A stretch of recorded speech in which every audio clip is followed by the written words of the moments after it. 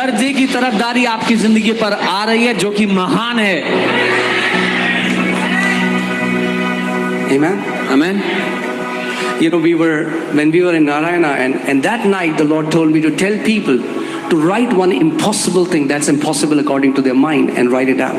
हम नारायण में थे और प्रभु ने मुझे कहा कि लोगों से कहे कि वो एक बात लिख दे जो उनके दिमाग के हिसाब से असंभव है। I'm like, don't write this कि प्रभु चांद को पृथ्वी पे ले आओ. That is not going to happen. You say why not? Because God won't kill other people because of your stupid request. Lord, bring moon on the earth. प्रभु आपकी बेवकूफी वाली बात के से लोगों को नहीं मारेगा। But say something that will affect your life. So this guy called me. कुछ ऐसी बात करना जो आपके जीवन पर प्रभाव डालेगा। His 12th percentage was 50%. और एक व्यक्ति ने मुझे कॉल किया जिसकी 12वीं में 50% मार्क्स आए थे। And he wanted to go to a foreign university. Their cutout list was 80%. That was the minimum that you need to have to even apply. और वो एक फॉरेन यूनिवर्सिटी में जाना चाहते थे जहां पर अप्लाई करने के लिए भी आपको कम से कम 80% चाहिए थे marks. You cannot even apply if you don't have that. आप अप्लाई भी नहीं कर सकते थे अगर वो उतने नहीं है तो। Now, you don't have to be a mathematician to know that a 50%, the guy who is 50% won't get admission there. आपको गणित का विशेषज्ञ होने की जरूरत नहीं है समझने के लिए कि 80% वाले के से नीचे को नहीं मिलेगा। So that night he went home and he obeyed the instruction. I'm telling you, obeying the instruction is very powerful. उस रात को जब वो घर गया उसने जो निर्देश दिया गया था उसको पूरा किया। मैं बता रहा हूँ निर्देश के अनुसार करना बहुत शक्तिशाली होता है। He took his notebook and he wrote in there, I'm going to get admission in this university in Jesus name. उसने अपनी नोटबुक ली उसमें लिख दिया मुझे इस यूनिवर्सिटी में एडमिशन मिल गया यीशु के नाम में। He called me after 1 year. एक साल बाद मुझे कॉल किया। He said, Pastor, I want to testify something. बोला पास्टर जी मैं गवाही देना चाहता हूँ। I'm calling you sitting from that university. मैं उस यूनिवर्सिटी में बैठ के आपको कॉल कर रहा हूँ। I am the only person ever in the history of that university. इस यूनिवर्सिटी के इतिहास में मैं अकेला पहला ऐसा व्यक्ति हूँ। That's what the favor does. Favor will put you in a place where you're not qualified. ये है जो तरफदारी करेगी आपको उस जगह पे बैठा देगी जिसके योग्य आप नहीं थे अपने आप में। You feel I'm not qualified? आपको लगता है मैं योग्य नहीं हूँ। You are qualified for favor. आप चुने गए हैं तरफदारी के लिए योग्य हैं। If you feel अरे 10 में से मिलेगा तो मुझे मिलेगा, you are disqualified. अगर आपको लगता है if out of all these people somebody will get it that is me तो आप उसके लायक नहीं है तरफदारी के। When you know you're not qualified in your own strength, God says, yes, I'm going to qualify him and show my glory. जब आपको ये पता है कि अपनी क्षमता अपनी योग्यता के अनुसार तो मैं लायक नहीं हूँ तो परमेश्वर कहता है हाँ ये योग्य है मेरी तरफदारी के लिए। Amen. चलो अब थोड़ा वर्ड भी प्रीच कर लेता हूँ मैं। Amen. Oh, Isaiah 54:17. Isaiah 54:17. यशाया 54:17। It says, no weapon formed against you shall prosper.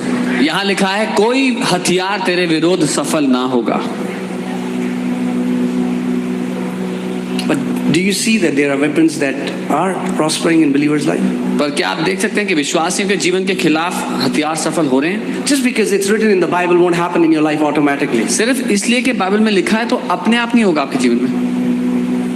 You'll have to believe it. आपको उसको मानना You'll have to agree with it. उसके साथ राजी But I want to show you the scripture. पर मैं आपको वचन दिखाऊं। All right. No weapon formed against you shall prosper, and every tongue that rises against you in judgment, what will happen? You shall condemn. Who will condemn? जितने हथियार तेरी हानि के लिए बनाए गए उनमें से कोई भी सफल न होगा और जितने लोग मुद्दई होकर तुझ पर नालिश करते हैं बहुत ही जितने लोग तेरे विरोध में न्याय करते हैं उनको तू खंडित करेगा। You know, when a sickness rises up, the enemy is trying to judge you by that report. जब कोई बीमारी खड़ी होती है तो दुश्मन आपका न्याय करना चाहता है उस रिपोर्ट के साथ। There are different weapons. The Bible doesn't say no weapon will be formed against you. There are weapons that will be formed against you. अलग-अलग हथियार हैं। बाइबल ये नहीं कहती कि आपके विरोध में हथियार बनाया नहीं जाएगा। अलग-अलग हथियार बनाए जाते हैं। But the Bible says they will not prosper. लेकिन बाइबल कह रही है वो सफल नहीं होंगे तुम्हारे। Why? क्यों? Because you as a servant of God, you as a child of God will condemn those. क्योंकि तुम परमेश्वर के दास परमेश्वर के बेटे होने के कारण उन हथियारों को खंडित कर दोगे। You will do that. Who will do that? तुम करोगे, कौन करेगा? That means when that cancer rises up and doctors and the enemy is trying to build a weapon of cancer against you, you have the power to condemn it in Jesus. इसका मतलब जब वो cancer उठ खड़ा होता है और doctor आपको कैंसर के बारे में बता रहा है तो आप उसको रद्द करते हैं यीशु के नाम में। Amen. You have, God has given you the authority to allow or to not allow something in your life. परमेश्वर ने आपको यह अधिकार सौंप दिया है, अपनी जिंदगी में कुछ होने की अनुमति दो या मत दो। You, आप, not God. परमेश्वर ने, You. आप। Can you put Matthew 18:18 in CJB version? मत्ती 18:18। Okay. Till then, I want to take your attention to Romans 10:10. तब तक मैं आपका ध्यान रोमी 10:10 पे ले जाना चाहूँ। Okay, Romans 10:10. रोमी 10 The Bible says, "For with heart one believes unto righteousness, and with the mouth confession is made unto salvation." Bible कहती है दिल से एक व्यक्ति विश्वास करता है धार्मिकता के लिए और मुंह से अंगीकार करता है उद्धार के लिए। See, where many believers are missing is not believing.